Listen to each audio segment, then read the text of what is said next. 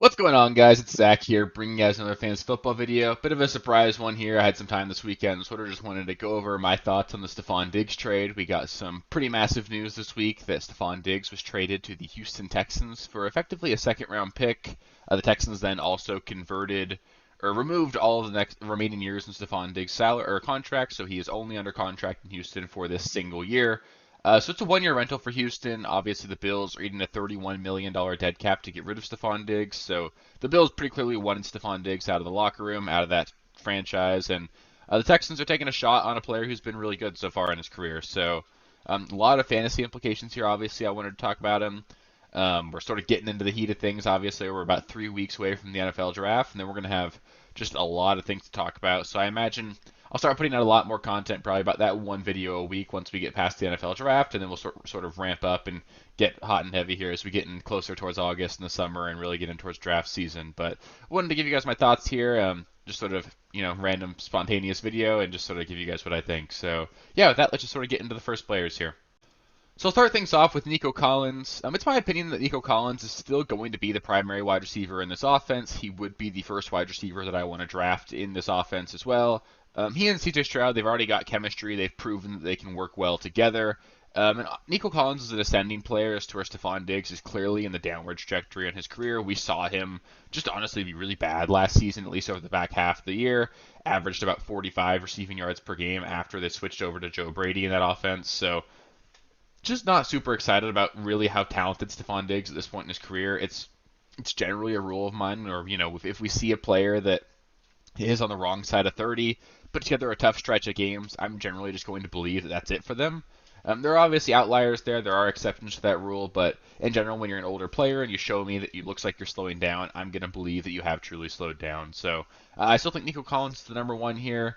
Still going to be a hit to Nico Collins, obviously. This is another still talented receiver, a good player in Stefon Diggs, going to command a reasonably high target share, certainly many more targets than what Noah Brown was going to command as the wide receiver 3 here. So it's definitely a downgrade for Nico Collins, but I do still think he's the number one wide receiver in this offense. But I'm probably just going to be viewing him as a solid wide receiver 2 for next year. I don't really think he's got a shot to be a wide receiver 1 for you guys next season. I'm going to wait on doing my formal projections until after the NFL draft, just to see where everyone lays out. But around mid to late May, maybe even early May, I'll get my formal projections out on the website and everything, so you guys can see where I have these players ranked there. But I think it's going to make Nico Collins sort of slot in as like a mid-tier wide receiver 2 for me. Next, we'll talk about the player who was traded. That's going to be Stefon Diggs. Honestly, a really solid landing spot for Stefon Diggs. If you're going to get traded and you're a wide receiver, it's great to get traded to one of the best young quarterbacks in the NFL, and CJ Stroud. Honestly, he made out very well financially here. He very recently signed an extension with the Buffalo Bills. I think it was just 1 year ago, and it basically turned into a 1 year, $41 million extension for him. So good on Stefon Diggs and his agent, I guess. They made out pretty well there, but he is, however, going to be going from being the clear number one in the offense for Buffalo. We knew he was the number one target in that offense to being potentially the number 3 target in this offense. Obviously, we've got Nico Collins and Tank Dell in Houston. So it's obviously a huge hit for Stefon Diggs. I'll be viewing him as a low-end wide receiver 2 for me next season. And I just don't see myself drafting a whole lot of him. Like I said, when I see an older player sort of descend, it's a big red flag for me. I don't really see them bouncing it back and turning it around. It's very rare that we see these older players have bounce back seasons after they show signs of wear and tear. And on top of that, the Bills were just eager to get rid of Stefon Diggs. So I'm going to believe that they didn't think they needed him. They clearly think Stefon Diggs is done. And the Bills are generally a relatively well-run organization, so I trust them there. I would also honestly look to sell him if you have him in Dynasty. I do have a single Stefon Diggs share. I've been trying to move off of him. Don't sell too low. I still think he'll be useful enough for you guys this next year. Can still contribute and help you guys win, but if you can get reasonably good value, maybe someone's super excited about the move here, I think I would try and get out of Stefon Diggs if I can right now. Next, we'll talk about one of my favorite players last season. That's going to be Tank Dell. He's honestly going to take the largest hit for me here. The Texans ranked 25th in the NFL in 11 personnel rate on first down last season. That is the percentage of plays in which they ran 3 wide receivers out on the field. And obviously that means they're in the bottom quarter of the league here. So that's obviously not something that we're super excited about, especially with a player in Tank Dell who's very clearly a slot wide receiver. just going to be the wide receiver that comes off the field in two wide receiver sets. We're going to see Diggs and Nico operate on the outside. Tank Dell's going to operate in the middle. So I think that even though I do think Tank Dell's an elite player, he's going to be coming off of an injury, coming off the field quite a bit, and it's just going to be really hard for a player to be the third wide receiver on his own team in terms of snap share and still put up elite numbers. So I still think he'll be like a fringe top 25 guy. I'll have him ranked about right around where Stefon Diggs is probably, but the snap share is just not going to be in his favor. I think he's a better player than Stefon Diggs at this point in their career. I think it's fair to say that he might even be better than Nico Collins. So I still think he's a great player. I don't mind drafting him at all because I think he's elite. He obviously is a player that CJ Stroud likes quite a bit. So I just think it's obviously a big hit for him because there wasn't really any risk of Noah Brown stealing the two wide receiver sets for him. But in this case, I think it's going to be a situation where Tank Dell will be coming off the field quite a bit. Then just to talk about the other Texans here real quick. Obviously, CJ Stroud gets a nice bump here. It's going to be a really elite offense in terms of the weapons around him. You've now got Nico Collins, Stefon Diggs, and Tank Dell in the wide receiver room, along with Dalton Schultz and Joe Mixon to sort of round that out there. So Stroud's got plenty of weapons here. He's in a great system. He should be in a position to perform at a really high level, but I still think it's going to be really hard for CJ Stroud to crack the top five at the quarterback position. He finished as the quarterback 10 last season in fantasy points per game, despite leading the NFL in passing yardage. It's just really hard for these guys that don't run the ball to end up putting up high-end fantasy numbers. You need them to throw for 38, 40 touchdowns at least for them to crack that top five. And CJ Stroud can do that, so I don't mind drafting him, but we'll see what happens with his ADP. If it's anywhere near that top five area, I can't imagine myself drafting in there. I would obviously take guys like Josh Allen, Jalen Hurts, Lamar Jackson, probably Patrick Mahomes above him for sure. And then I think you could even flirt around with guys like Anthony Richardson and stuff like that. So I think it's going to be really tough for him to crack that top five, but I could see him getting as high as fifth in ADP this season.